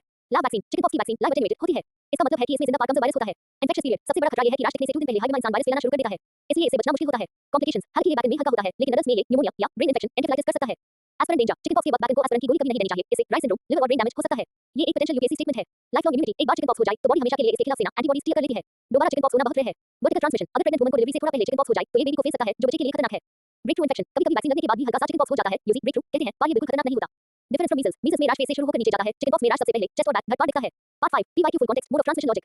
यूपीएससी ने पहले ज़ूनोटिक जानवर से फैलने वाली और वेक्टर-बॉर्न मच्छर से फैलने वाली बीमारी पर सवाल पूछा है। कॉन्सेप्ट समझो, चिकन पॉक्स ना तो जानवर से होता है ना मच्छर से, ये सिर्फ ह्यूमन टू ह्यूमन फैलता है। अगर यूपीएससी स्टेटमेंट की chicken pox spread through pets तो तुरंत यूसी काट देना। ये सिर्फ इंसानी हवा, ड्रॉपलेट्स और रैश को छूने, डायरेक्ट कॉन्टैक्ट से फैलता है। आकाश के लिए टिप, भाई जब भी एयरबोर्न वर्ड आए तो समझ लो वो बीमारी बहुत तेजी से फैलने वाली है। चिकन पॉक्स, मीजल्स और कोविड-19 ये तीनों एयरबोर्न सुपर स्प्रेडर्स हैं। आकाश, क्या ये छोटी मात्रा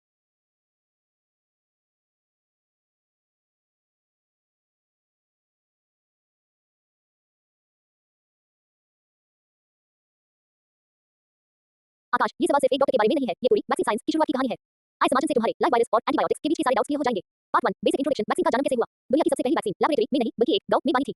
एडवर्ड जेनर ने देखा कि जो लड़कियां गायों का उसका दूध निकालती हैं उन्हें एक हल्की सी बीमारी होती है जिसे काउपॉक्स कहते हैं, लेकिन लड़कियों को कभी मौत देने वाला स्मॉलपॉक्स नहीं होता था। जेनर ने लॉजिक लगाया, शायद काउपॉक्स हमारी बॉडी को ऐसी ट्रेनिंग दे देता है कि असली स्मॉलपॉक्स हमारा कुछ नहीं बिगड़ पाता। इसी आइडिया से दुनिया की पहली वैक्सीन बनी। Part 2 the question Q17 who among the following is credited with developing the first successful vaccine which was against smallpox? A. Louis Pasteur, B. Robert Koch, C. Edward Jenner, D. Alexander Fleming. Answer C. Edward Jenner. Part 3 question का postmortem the four legends. Akash, इन कैनन के बीच का फाक UPSC के लिए बहुत जरूरी है। Edward Jenner the pioneer in 1796 में स्मॉलपॉक्स की वैक्सीन बनाई। वैक्सीन शब्द का जन्म हाई बैकअप लैटिन फकाउ से हुआ है। इन्होंने लाइव रिलेटेड वायरस का कांसेप्ट लिया। लुई पास्टर द मास्टर इन्होंने जेनेटिक काम को आगे बढ़ाया। इन्होंने रेबीज और एंथ्रैक्स की वैक्सीन बनाई। साथ हाई पास्चराइजेशन, दूध गर्म करके कीटाणु मारना और germ theory the. Robert Koch the detective इन्होंने पहचान की कौन सा बैक्टीरिया कौन सी बीमारी काटता है। इन्होंने टीबी और कॉलर के बैक्टीरिया को ढूंढा। इनके पोस्टुलेट्स रूल्स से हाई आज हम नए जर्म्स को पैटर्न है। Alexander Fleming the life saver ये सबसे अलग है। इन्होंने वैक्सीन नहीं बनाई बल्कि पेनिसिलिन ढूंढी जो दुनिया की पहली एंटीबायोटिक थी। Part 4 10 future possibilities biology basics and trap points. भाई इन 10 पॉइंट्स से तुम्हारा साइंस फाउंडेशन एकदम सॉलिड हो जाएगा। वैक्सीन वीएस एंटीबायोटिक, वैक्सीन पहले दी जाती है प्रिवेंशन, एंटीबायोटिक बीमारी होने के बाद दी जाती है क्योर। फ्लेमिंग और जेनर के बीच यही सबसे बड़ा फर्क है। Viral vs bacterial, vaccine virus और बैक्टीरिया दोनों के लिए हो सकती है पर एंटीबायोटिक सिर्फ बैक्टीरियल पर काम करती है। एराडिकेशन गोल, स्मॉलपॉक्स दुनिया की अकेली ऐसी इंसानी बीमारी है जो जेनर की वैक्सीन की वजह से पूरी तरह खत्म एराडिकेट हो चुकी है। वेरिएशन पुराना तरीका, जेनर से पहले लोग असली स्मॉलपॉक्स की कैपिटरी स्कैब को नाक से सूंघते ताकि हल्की बीमारी हो। ये खतरनाक था। जेनर ने आइस काउपॉक्स से सिर्फ बनाया। पास्चराइजेशन बेसिक, दूध को 70 डिग्री सेल्सियस तक गर्म करके तुरंत ठंडा करने से कीटाणु मर जाते हैं। पास्टर ने ये टेक्नोलॉजी दी थी। एंथ्रैक्स वैक्सीन, पास्टर ने दिखाया कि वायरस को कमजोर करके भी वैक्सीन बन सकती है live attenuated. Germ theory, pastor और कॉच ने मिलकर साबित किया कि बीमारियां बुरी हवा से नहीं बल्कि छोटे जीवों माइक्रोब्स से होती हैं। वंडर ड्रग, पेनिसिलिन को वंडर ड्रग कहते हैं क्योंकि वर्ल्ड वॉर 2 में इसने हजारों जख्मी सैनिकों की जान बचाई थी। Nobel prize selection, Robert Koch और अलेक्जेंडर फ्लेमिंग दोनों को नोबेल प्राइज मिला पर जेनर को नहीं क्योंकि तब नोबेल प्राइज शुरू नहीं हुआ था। मॉडर्न स्मॉलपॉक्स वैक्सीन, आज का स्मॉलपॉक्स की वैक्सीन नहीं लगाई जाती लेकिन मंकीपॉक्स, फिन का इसका स्टॉक दोबारा चेक किया जा रहा है। Part 5 PYQ full context UPSC depth analysis. UPSC ने 2019-2021 में साइंटिस्ट और उनकी डिस्कवरी पर डायरेक्ट सवाल नहीं पूछे पर उनके कॉन्सेप्ट पार जरूर पूछे हैं। डीप लॉजिक यूपीएससी ने पूछा था कि एंटीबायोटिक्स वायरस पर काम क्यों नहीं करती। कॉन्सेप्ट बैक्टीरिया की अपनी सेल वॉल होती है जिसे एंटीबायोटिक तोड़ देती है। वायरस के पास अपनी सेल वॉल नहीं होती, वो हमारी सेल्स के अंदर छुपा होता है। इसलिए वायरस के लिए वैक्सीन हाई बेस्ट है जो बॉडी को पहले से अलर्ट कर दे। आकाश के लिए टिप भाई जनरल ने ट्रेनिंग दी वैक्सीन फ्लेमिंग ने तैयार दिया एंटीबायोटिक। ये सिंपल बात याद रखोगे तो कभी ऑप्शन गलत नहीं होगा। भाई क्या एडवर्ड जेनर और बाकी साइंटिस्ट का रोल किया हुआ। अब ये सवाल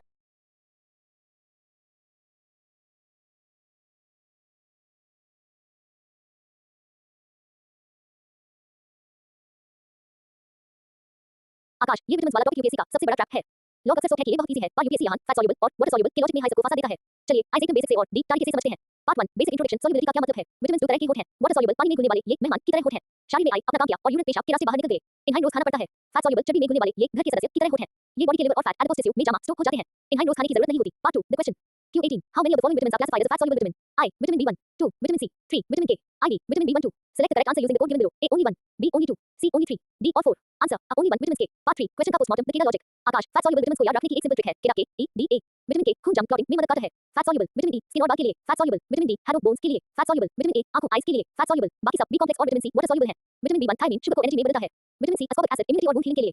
विटामिन बी12 ब्लड सेल्स और नर्व्स के लिए। एक एक्सेप्शन बी12 वाटर सॉल्युबल होकर भी लिवर में स्टोर होता है। Part 4 10 future possibilities super deep concepts for 2026। भाई इन 10 पॉइंट से तुम्हारा विटामिन्स का चैप्टर हमेशा के लिए फिनिश हो जाएगा। Hypovitaminosis fat soluble vitamin A D E के अगर ज्यादा खा लिए जाए तो ये जहरीली टॉक्सिक हो सकते हैं क्योंकि ये बॉडी से बाहर नहीं निकलते। वाटर सॉल्युबल विटामिन से टॉक्सिसिटी का खतरा बहुत कम होता है। द बी12 एक्सेप्शन यूपीएससी यहाँ फंसा सकता है। बी12 पानी में घुलता है पर ये लिवर में 3 to 5 साल तक स्टोर रह सकता है। Vitamin D the hormone vitamin D एक आइसोविटामिन है जो हमारी बॉडी खुद बनाती है सूरज की रोशनी में और ये एक हार्मोन की तरह काम करता है। ब्लड क्लॉटिंग विटामिन के अगर बॉडी में विटामिन के की कमी हो जाए तो छोटी सी चोट लगने पर भी खून बहना बैन नहीं होगा। कुकिंग लॉस विटामिन सी सबसे नाजुक होता है। सब्जी को ज्यादा उबाल या गर्म करने से विटामिन सी खत्म हो जाता है। इंट्रिंसिक फैक्टर विटामिन बी12 को हजम अब्सॉर्ब करने के लिए पेट में एक इंट्रिंसिक फैक्टर चाहिए होता है। अगर पेट में एसिडिटी की प्रॉब्लम है तो बी12 की कमी हो जाएगी। एंटीऑक्सीडेंट्स विटामिन ए सी और डी को एंटीऑक्सीडेंट्स कहते हैं। ये बॉडी की क्लीनिंग करते हैं और कैंसर से बचाते हैं।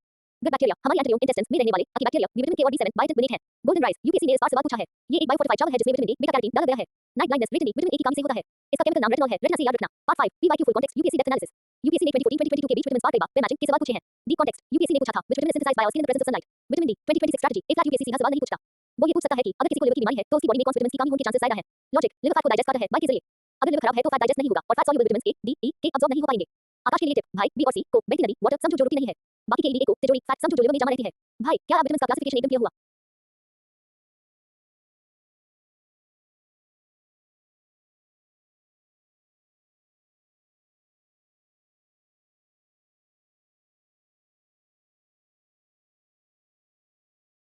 आकाश बायोटेक्नोलॉजी एक बहुत बड़ा समुद्र है इसलिए साइंटिस्ट ने आइस कलर्स में बांट दिया है ताकि आइस में जाना आसान हो जाए। यूपीएससी आज टैलेंट कलर कोड्स पर सवाल पूछ रहा है। चलिए रेड बायोटेक्नोलॉजी का पूरा लॉजिक और बाकी कलर्स का बेसिक समझते हैं। पार्ट 1 बेसिक इंट्रोडक्शन बायोटेक के रैंक। बायोटेक्नोलॉजी का मतलब है बायोलॉजी का यूज करके इंसानों के लिए काम की चीजें बनाना। रेड लाल खून और दवाई का रैंक यानी मेडिकल हेल्थ केयर। ग्रीन हरा खेती और पौधों का रैंक यानी एग्रीकल्चर। ब्लू नीला समुद्र का रैंक यानी मरीन ओशन रिसोर्सेज। व्हाइट सफेद इंडस्ट्री और फैक्ट्री का रैंक यानी इंडस्ट्रियल प्रोसेसेस जैसे enzymes banana. Part 2 the question Q19 with reference to the applications of red biotechnology consider the following statements. I. It involves the production of vaccines, antibiotics and molecular diagnostic tools to combat human diseases. 2. It encompasses stem cell based therapies and regenerative medicine. 3. It primarily focuses on the development of drought resistant and biofortified crops to improve public nutrition. Which of the statements given above are correct? A. I only. B. I and 2 only. C. 2 and 3 only. D. I 2 and 3. Answer B. I and 2 only. Part 3 question का postmortem logic and concept. Statement I medical बिल्कुल सही। Hospital या lab में जो भी biotech use होती है चाहे वो इंसुलिन बनाना हो वैक्सीन बनाना हो या पीसीआर टेस्ट करना हो सब रेड बायोटेक का हिस्सा है। स्टेटमेंट 2 फ्यूचर मेडिसिन सही। स्टेम सेल्स ऐसी सेल्स जो किसी भी ऑर्गन में बदल सकती हैं और रिजेनरेटिव मेडिसिन खुद ब खुद ऑर्गन ठीक करना मेडिकल साइंस का रेड फ्रंटियर है। स्टेटमेंट 3 एग्रीकल्चर ट्रैप ये गलत है। फास्ट लॉन्ग क्रॉप्स को ड्रॉट रेजिस्टेंट बनाना या न्यूट्रिशन बढ़ाना बायोफोर्टिफिकेशन ग्रीन बायोटेक्नोलॉजी का काम है। यूपीएससी ने रेड को ग्रीन के साथ मिक्स कर दिया। Part 4 10 future possibilities super deep concepts for 2026। आकाश इन 10 पॉइंट्स से तुम्हारे बायोटेक के कलर्स एकदम क्लियर हो जाएंगे। मोनोक्लोनल एंटीबॉडीज इनका यूज कैंसर ट्रीटमेंट में होता है। ये रेड बायोटेक की देन है। जीन थेरेपी जब हम बीमार इंसान के डिफेक्टिव जीन को ठीक करते हैं तो वो रेड बायोटेक होता है। येलो बायोटेक्नोलॉजी ये फूड से जुड़ा है। यूपीएससी पूछ सकता है कि न्यूट्रिशनल इंप्रूवमेंट किस रैंक में आता है पहले या येलो। ग्रीन बायोटेक्नोलॉजी इसका फोकस एनवायरनमेंट और पोल्यूशन को साफ करने पर होता है जैसे ऑयल स्पिल्स को बैक्टीरिया से साफ करना। बायोइन्फॉर्मेटिक्स गोल्ड बायोटेक जब हम बायोलॉजी को कंप्यूटर और डेटा के साथ जोड़ते हैं तो यूज गोल्ड या बायोइन्फॉर्मेटिक्स कहते हैं। डार्क बायोटेक्नोलॉजी ये खतरनाक है। इसका मतलब है बायोवेपन्स या बायोटेररिज्म बनाना। वायलेट बायोटेक्नोलॉजी इसका संबंध लॉस पेटेंट्स और एथिक्स से है यानी बायोटेक के कानून। ब्राउन बायोटेक्नोलॉजी ये एयर और डेजर्ट लैंड के मैनेजमेंट से जुड़ी है। CRISPR-Cas9 ये डीएनए एडिटिंग टूल है। इसका यूज रेड बीमारी ठीक करना और ग्रीन क्रॉप सुधारना दोनों में होता है पर कॉन्सेप्ट से शुरू हुआ था। ऑफन ड्रग्स ऐसी दवाइयां जो बहुत रेयर बीमारियों के लिए बनती हैं उनका डेवलपमेंट रेड बायोटेक का एक बड़ा एरिया है। Part 5 PYQ full context UPSC depth analysis. UPSC ने 2019 से 2023 तक बायोटेक पर बहुत फोकस किया है। डी कॉन्टेक्स्ट यूपीएससी ने पूछा था what is the importance of CRISPR-Cas9 gene editing 2026 strategy. UPSC अब डायरेक्टली रेड बायोटेक नहीं पूछेगा। वो एक केस स्टडी देगा साइंटिस्ट ने समुद्र के बैक्टीरिया से एक नई कैंसर की दवाई बनाई है। ये कौन सी बायोटेक कलर्स का संबंध है। आंसर लॉजिक समुद्र इक्वल्स ब्लू बायोटेक कैंसर की दवाई इक्वल्स रेड बायोटेक। आकाश के लिए टिप भाई कलर्स को उनके रियल वर्ल्ड कलर से कनेक्ट करो। खून इक्वल्स रेड मेडिकल खेत इक्वल्स ग्रीन एग्रीकल्चर समुद्र इक्वल्स ब्लू मरीन फैक्ट्री का धुआं lab coat equals white industrial. ये लॉजिक कभी फेल नहीं होगा। भाई क्या red vs green vs blue biotech का कंफ्यूजन हुआ। अब ये सवाल पार्ट बदलें मेन किया हूं तुम्हारे डिजिटल नोट्स को कंप्लीट करने के लिए।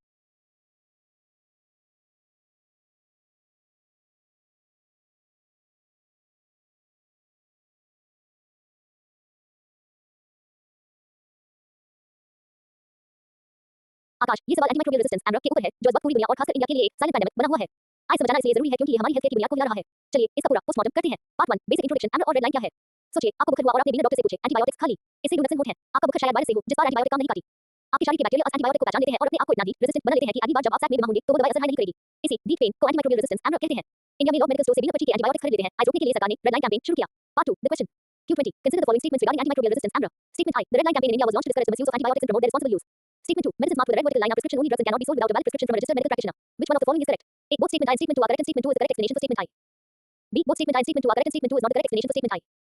C. Statement I is correct but statement 2 is incorrect. D. Statement I is incorrect but statement 2 is correct. Answer A. Part 3 question का postmortem logic and rules. Statement I, the campaign बिल्कुल सही. Ministry of Health ने ये campaign इसलिए चले ताकि लोगों को पता चले कि हर लाल डालने वाली दवाई कॉमन मेडिसिन नहीं है. आइस खाने से पहले डॉक्टर की सलाह जरूरी है. Statement 2 बिल्कुल सही. हमारे देश में शेड्यूल H1 नाम का एक रूल है. इस रूल के मुताबिक जिन लोगों पर लाल लाइन होती है उन्हें केमिस्ट बिना डॉक्टर की पर्ची प्रिस्क्रिप्शन के नहीं बेच सकता. केमिस्ट को उनका रेकॉर्ड भी रखना पड़ता है.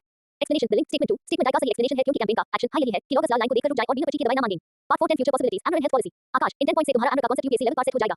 सुपरबग्स जब बैक्टीरिया हर तरह की एंटीबायोटिक से लड़ना सीख लेता है तो यूज सुपरबग कहते हैं जैसे NDM1 जो इंडिया में पहली बार मिला था. वन हेल्थ अप्रोच AMRA सिर्फ इंसानों से नहीं फैलता. जब हम मुर्गियों पोल्ट्री और जानवरों को मोटर करने के लिए एंटीबायोटिक्स देते हैं तो वो उनके मीट के रास्ते हमारे अंदर भी आ जाता है. इसलिए इंसान प्लस जानवर प्लस एनवायरनमेंट तीनों को साथ देखना पड़ता है. ग्लास इनिशिएटिव ये WHO का एक सिस्टम है global antimicrobial resistance and use surveillance system जो पूरी दुनिया में AMRA पर नजर रखता है.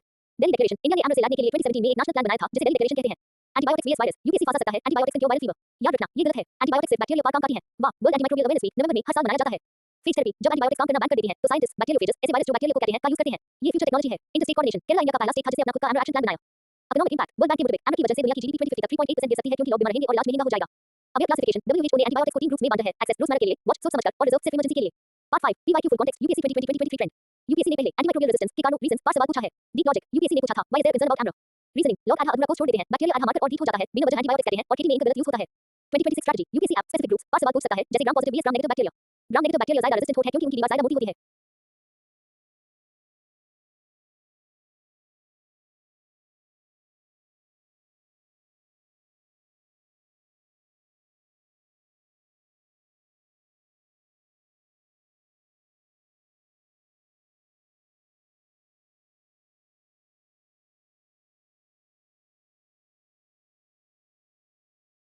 आकाश ये हिडन हंगर वाला टॉपिक सोशल जस्टिस GS2 और साइंस एंड टेक दोनों के लिए सुपर इंपॉर्टेंट है. आज समझना इसलिए जरूरी है क्योंकि ये इंडिया की एक बहुत बड़ी आबादी को अफेक्ट करता है भले हाई वो दिखने में स्वस्थ लगन. चलिए इसका पूरा पोस्टमार्टम करते हैं बिना किसी भरी टेबल के. Part 1 basic introduction hidden hunger क्या है. सोचिए एक बच्चा है जो रोज पेट भर चावल खाता है.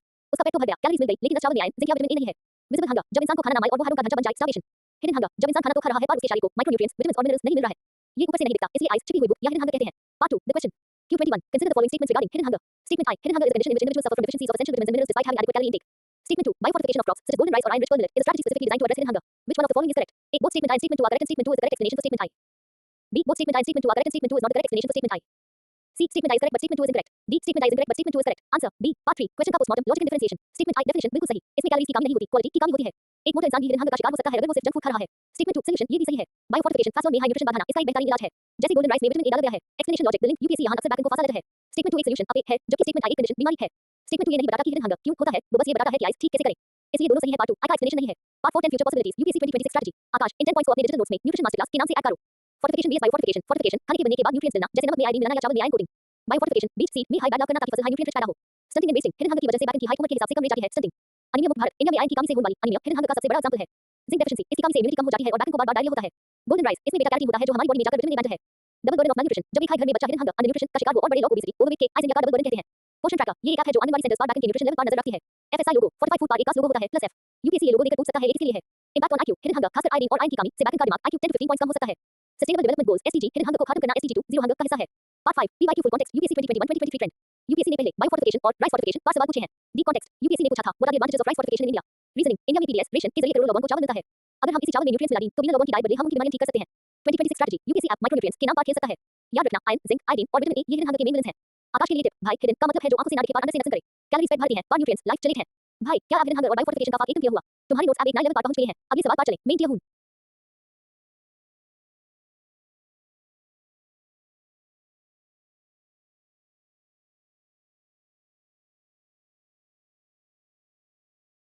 आकाश ये टॉपिक तुम्हारे 2026 के UPSC प्रीलिम्स के लिए इसलिए जरूरी है क्योंकि कोविड के बाद इंडिया ने अपना जीनोमिक सर्वेलेंस वायरस के डीएनए आरएनए की जांच का सिस्टम बहुत मजबूत किया है. इनसे को हमारी वो साइंटिफिक आईडी है जो वायरस के बदलते रूप म्यूटेशंस पर नजर रखती है. चलिए इसका पूरा फ्रेमवर्क समझते हैं बिना किसी टेबल के एकदम बेसिक लॉजिक से. पार्ट 1 बेसिक इंट्रोडक्शन INSACOG क्या है. सोचिए वायरस एक बहुरूपिया शेप शिफ्टर है जो बार-बार अपना चेहरा वेरिएंट बदलता रहता है. अगर हम सिर्फ ये चेक करें कि बीमारी है या नहीं RT-PCR तो हमें ये नहीं पता चलेगा कि वायरस ने अपना कौन सा नया रूप लिया है. इसलिए इंडिया ने देश भर की टॉप लैब्स का एक ग्रुप बनाया जिसे INSACOG कहते हैं. इनका काम है वायरस का पूरा कुंडली जीनोम सीक्वेंस निकलना ताकि नए दुश्मन वेरिएंट्स जैसे डेल्टा ओमिक्रॉन को पहले हाई पहचान सकें. Part 2 the question Q22 with reference to the Indian SARS-CoV-2 genomics consortium INSACOG consider the following statements. I. It monitors the emergence and spread of new genetic variants of SARS-CoV-2 in India. 2. It supports sentinel genomic surveillance to enable early detection of variants of public health concern. 3. It is mandated to evaluate the clinical efficacy of vaccines against all circulating variants. IV. It aims to replace routine diagnostic testing methods such as RT-PCR with genome sequencing. Which of the statements given above are correct? A. I and 2 only. B. I, 2 and 3 only. C. I, 2 and IV only. D. I, 2, 3 and IV. Answer. A. I and 2 only. Part 3. Question का postmortem deep logic. Statement आई monitoring बिल्कुल सही. इनका main काम है यही है कि पूरे इंडिया में वायरस कहां और कैसे बढ़ रहा है उसका डेटा कलेक्ट करना. स्टेटमेंट 2 सेंटिनल सर्वेलेंस सही. सेंटिनल का मतलब होता है पैरामीटर. ये लैब्स पैरामीटर दिखाती है ताकि नया वेरिएंट आते हाई अलर्ट बजाया जा सके. स्टेटमेंट 3 वैक्सीन ट्रैप ये गलत है. इनसे सिर्फ वायरस के कोड को पढ़ता है. वैक्सीन कितने काम कर रही है ये चेक करना डॉक्टर्स और आईसीएमआर क्लिनिकल ट्रायल्स का काम है. इनसे सिर्फ वायरस का बायोडेटा देता है दवाई की असरदारी नहीं चेक करता. Statement IV cost and speed trap ये गलत है. आरटीपीसीआर सस्ता और जल्दी होता है डायग्नोसिस के लिए. जीनोम सीक्वेंसिंग बहुत महंगी और टाइम कंज्यूमिंग है. इसका यूज सिर्फ रिसर्च और सर्वेलेंस के लिए होता है हर मरीज की जांच के लिए नहीं. Part 4 10 future possibilities UPSC 2026 strategy. Akash इन 10 पॉइंट से आईएनएसएसीओजी और वायरस लॉजिक को अपने नोट्स में सेट कर लो. जॉइंट इनिशिएटिव ये सिर्फ एक मिनिस्ट्री का नहीं बल्कि हेल्थ मिनिस्ट्री और डेप्थ ऑफ बायोटेक्नोलॉजी डीबीटी का जॉइंट इनिशिएटिव है. यूपीएससी मिनिस्ट्री में फंसा सकता है. जिससे आईएनएसएसीओजी अपना डेटा एक ग्लोबल प्लेटफॉर्म जीआईएसएआईडी पर शेयर करता है ताकि पूरी दुनिया नए वेरिएंट से अलर्ट रहे. Walk PS void variant of concern BOC जो ज्यादा खतरनाक हो. Asterisk variant of interest void जिस पर नजर रखनी जरूरी है. इनसे कॉग्निटिव क्लासिफिकेशन करता है. वेस्ट वाटर सर्वेलेंस आईएनएसएसीओजी आप के गंदे नाले सीवेज के पानी से भी वायरस का पता लगता है. इससे बीमारी फैलने से पहले हाई पता चल जाता है. फाइलोजेनेटिक ट्री ये वायरस का फैमिली ट्री बनी है ताकि पता चले कि नया वेरिएंट कहां से पैदा हुआ. ओरिजिन म्यूटेशंस वायरस के आरएनए में जब कोई टाइपिंग एरर होती है यूज म्यूटेशन कहते हैं. कई म्यूटेशंस मिलकर एक नया वेरिएंट बनी है. सीक्वेंसिंग कैपेसिटी इंडिया ने अपनी सीक्वेंसिंग कैपेसिटी बढ़ाकर हर महीने हजारों सैंपल सीक्वेंस करने की सहमति बनाई है. एयरपोर्ट मॉनिटरिंग आईएनएसएसीओजी विदेश से आने वाले लोगों के सैंपल्स की सीक्वेंसिंग पर फोकस करता है ताकि बाहर का वेरिएंट इंडिया में एंट्री न ले. बियॉन्ड कोविड क्या आईएनएसएसीओजी सिर्फ कोविड के लिए है? एक साथ सरकार आइसोलेशन बीमारियों जैसे मंकीपॉक्स या इन्फ्लुएंजा के लिए भी यूज करने की प्लानिंग कर रही है. डेटा प्राइवेसी आईएनएसएसीओजी मरीज का नाम नहीं सिर्फ वायरस का डेटा शेयर करता है. Part 5 PYQ full context UPSC depth analysis. UPSC ने 2021-2022 में आरटीपीसीआर और जीनोम सीक्वेंसिंग के बीच के फार सवाल पूछा है. डीप लॉजिक आरटीपीसीआर ये सिर्फ ये बताता है कि वायरस का एक छोटा सा पार्ट बॉडी में है या नहीं. Yes no. जीनोम सीक्वेंसिंग ये वायरस का ए टू जेड पूरा ब्लूप्रिंट निकालता है detail biodata. UPSC trap UPSC कह सकता है कि genome sequencing is primary method for diagnosing COVID. Reality diagnosis के लिए आरटीपीसीआर या रैपिड एंटीजन टेस्ट हाई यूज होता है. सीक्वेंसिंग सिर्फ सर्वेलेंस के लिए है. आकाश के लिए टिप भाई आईएनएसएसीओजी को वायरस का सीसीटीवी कैमरा समझो. ये सिर्फ देख रहा है कि दुश्मन कैसे दिखता है और कहां जा रहा है.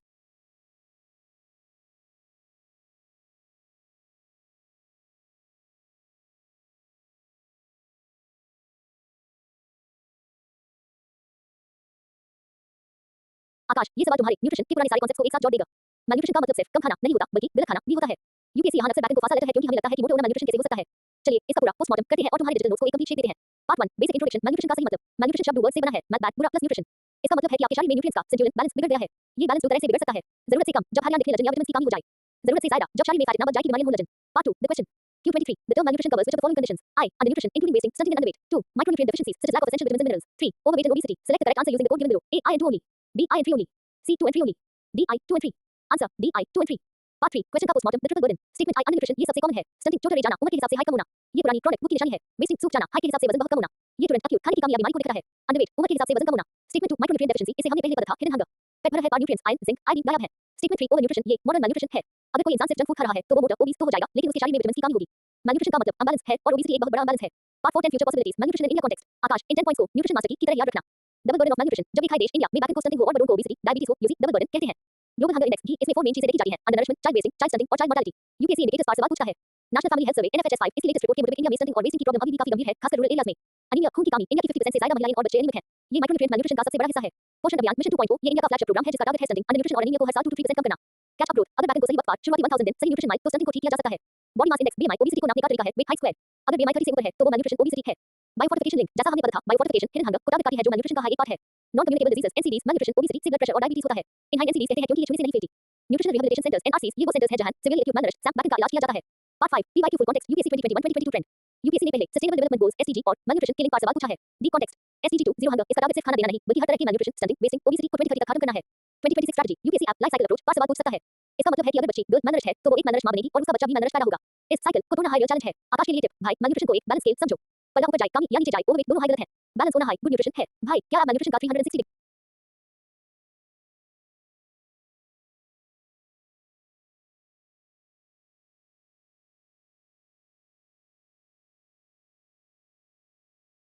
आकाश आप हम स्पेस और फिजिक्स की एक ऐसी दुनिया में कदम रख रहे हैं जहां साइंस फिक्शन और असलियत आपस में मिल जाती है. ब्लैक होल्स और शॉर्टेज रेडियस यूपीएससी के science and tech section space का एक बहुत हाई एलीट और कंसेप्चुअल टॉपिक है. आइस एकदम मिट्टी से लेकर सितारों तक बेसिक टू एडवांस समझते हैं. Part 1 basic introduction black hole क्या है. सोचिए कि एक बहुत बड़ा तारा स्टफ है जो मार रहा है. जब वो तारा अपनी हाई ग्रेविटी के बोझ से दबता चला जाता है तो वो इतना छोटा हो जाता है कि वो एक इनविजिबल पिट बन जाता है. इसकी ग्रेविटी इतनी ज्यादा होती है कि ये अपने पास से गुजरने वाली हर चीज को निगल लेता है. यहां तक कि लाइट रोशनी भी इसके अंदर से बाहर नहीं निकल सकती क्योंकि रोशनी बाहर नहीं आती इसलिए ये हमें काला या ब्लैक दिखता है. Part 2 the question Q24 with reference to black holes the shortest radius refers to a radius of the central singularity. B radius of the event horizon. C total width of the accretion disk. D distance to the nearest galaxy. Answer B radius of the event horizon. Part 3 question का postmortem terminologies का breakdown. आकाश इन तीन terms को अगर तुमने समझ लिया तो black hole का कोई भी सवाल गलत नहीं होगा. Singularity the centre black hole के एकदम बीच में एक छोटा सा पॉइंट होता है जहां सारा वजन मास दबा होता है. इसका साइज 0 होता है लेकिन डेंसिटी इनफिनिट क्योंकि इसका साइज 0 है इसलिए इसका कोई रेडियस नहीं होता. ऑप्शन गलत. Event horizon the boundary singularity के केंद्र तरफ एक इनविजिबल घेरा बॉर्डर होता है. आइस पॉइंट ऑफ नो रिटर्न कहते हैं. अगर आपने ये बॉर्डर क्रॉस किया तो आप कभी बाहर नहीं आ सकते. इसी बॉर्डर की दूरी डिस्टेंस को सेंटर से शॉर्टेज रेडियस कहते हैं. ऑप्शन बी सही. accretion disk the glowing ring ये वो गैस और धूल का बादल है जो ब्लैक होल के बाहर तेजी से घूम रहा है. ये बहुत चमकता है और ब्लैक होल के बॉर्डर से काफी बाहर होता है. ऑप्शन सी गलत. पार्ट 4 शॉर्टेज रेडियस का एडवांस कांसेप्ट. कार्ल शॉर्टेज ने बताया कि दुनिया की किसी भी चीज को ब्लैक होल बनाया जा सकता है अगर यूज एक का सीमित दावा कंप्रेस दिया जाए.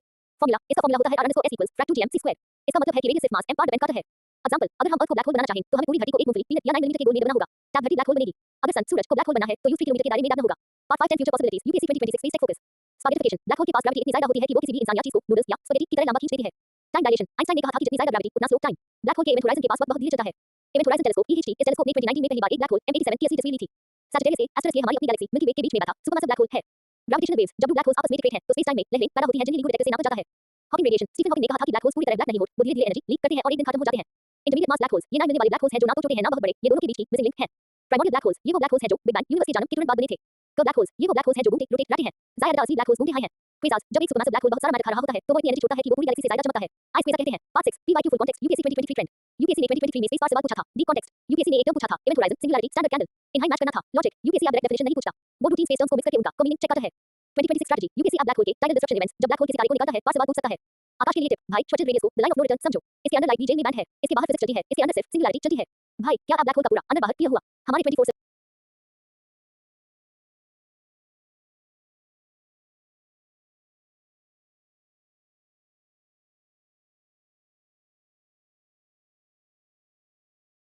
आकाश ब्लैक होल्स वाला टॉपिक अब और भी इंटरेस्टिंग होने वाला है।